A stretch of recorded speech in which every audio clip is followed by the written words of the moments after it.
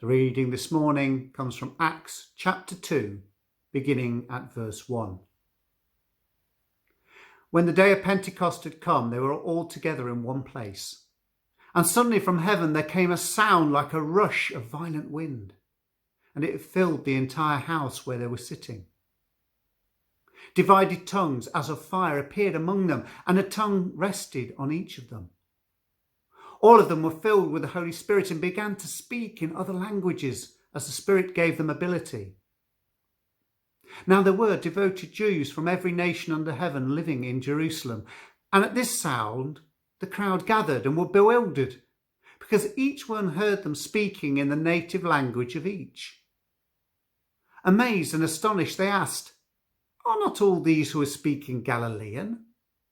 And how is it that we hear, each of us, in our own native language, Parthians, Medes, Maronites, residents of Mesopotamia, Judea, Cappadocia, Pontus, Asia, Pamphylia, and Paraphlia, Egypt, and all the parts of Libya, and visitors from Rome, both Jews and proselytes, Cretans and Arabs, in our own language we hear them speaking about God's deeds of power."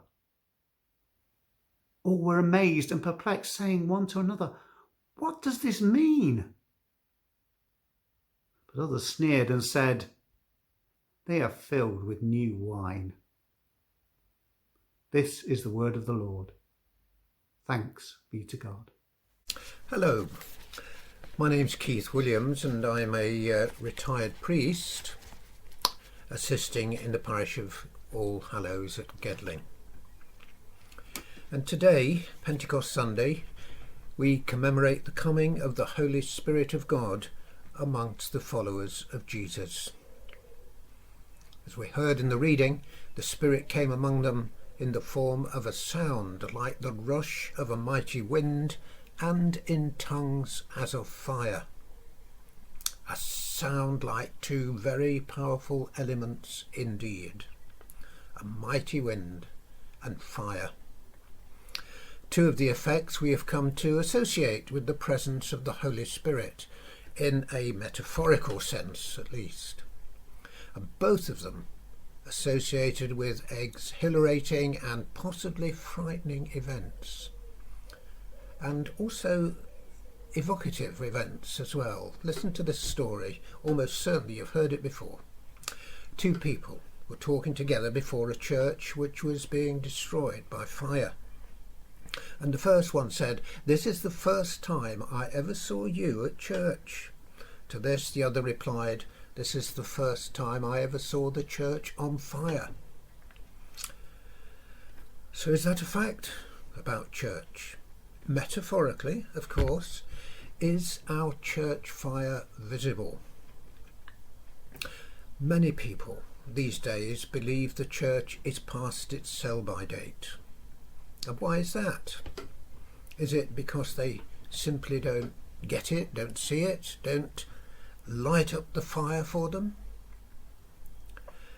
My favourite hymn at school assemblies was the one called Colours of Day, and the words "light up the fire, let the flame burn" spoke to us all on those occasions. Fire, a sign of the Spirit. And wind that comes and goes breezily on a hot summer's day and fiercely as a hurricane when pressure gets high. Spectacular forces in our world. And Star movies, are right to include "the force be with you" as a greeting.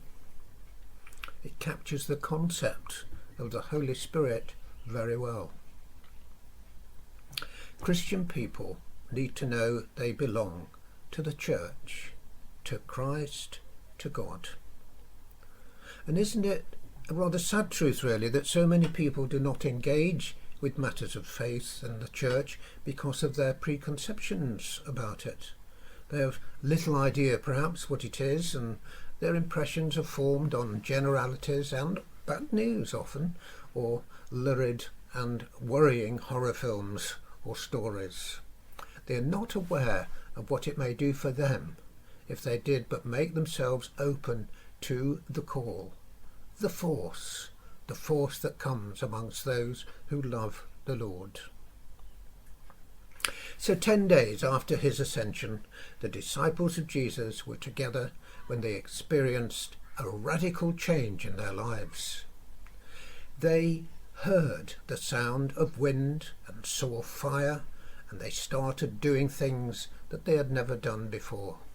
They began to speak out in a way all the people there could understand.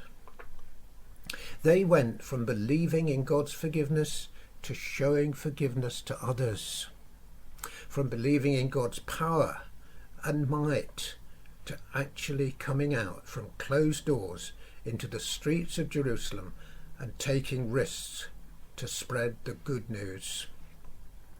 They went, if you like, from thinking and talking about what Jesus had said to telling what he said in word and in deed, and themselves reaching out to serve, to love, to heal the folk around them. The church came into being that day to do one thing, to tell the world about Jesus.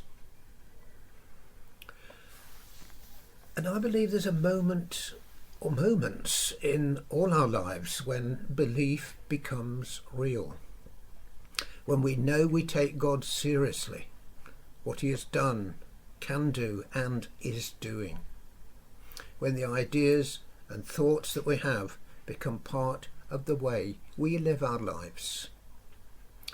And that moment is a Holy Spirit moment, producing fruit inside us. And it not only brings us closer to God, but closer to one another as well. This can happen at any time in our lives and in many different ways. And it's interesting that as well as fire and wind, the sound of the Holy Spirit has been likened to the gentle flapping of a dove's wings, like streams of water, and like a still small voice. And I suspect we all have in our lives a spirit moment we can speak of. It's not unusual for this to be in a time of crisis, time when our sense of normality, if you like, is challenged, as it is now. We are in the grip of a worldwide threat that is devastating and is affecting everybody on our planet in some way or another.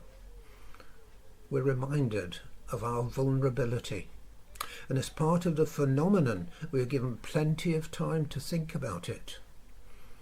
And it's going to change our world and us as a result. Perhaps we are living in a Pentecostal moment, a spiritual moment. We can choose to ignore what feelings and deep thoughts we have experienced over these last months, or we can embrace them, allowing perhaps the spirit of this time to move some of us from theoretical belief in God to recognizing we have God's power in us, a power that makes things happen. Not always as we expect either. The Spirit bids us to be open in our expectations, but always it shows itself in genuine concern, genuine love for all people, and for the planet over which we have been given stewardship. The Spirit makes things happen, makes things clear, and we find a voice. We do things, we tell others, we live our faith as Jesus encouraged those who follow him. And just a final thought.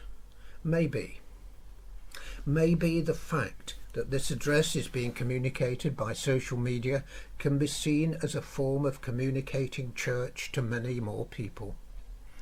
And it must be one of the most important positive effects of this terrible virus. People are communicating like never before in a situation which by its very nature is isolating us from one another. Now, I am acutely aware that not everyone is able to use social media to the full. I know I have difficulty in remembering what to do next in Facebook, WhatsApp and all the other apps, but all of us will get there eventually. I believe the Holy Spirit is in this new media just as much as in wind and fire. So spread the word, be like folk renewed as those folk were on that day of Pentecost so long ago. Embrace that wonderful expression of love that is making itself felt in these terrible days. Be ambassadors for that love ever afterwards. That will be continuing the work that Jesus came on earth to show us. Meanwhile, may that force, the Holy Spirit, be among you now and always. Amen.